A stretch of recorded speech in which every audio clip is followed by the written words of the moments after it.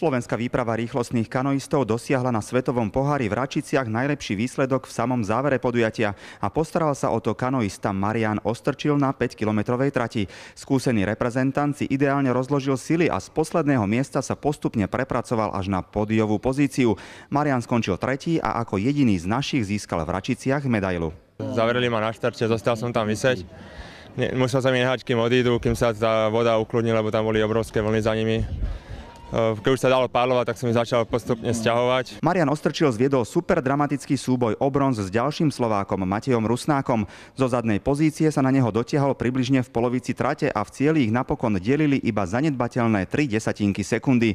Matej Rusnák mal v Račiciach extrémne nabitý program a tretie miesto na 5-ke zo Segedu neobhájil. Absolvoval som všetky disciplíny, ktoré sa tu dali štartovať, takže označilo sa to určite trošku na mojej kondícii.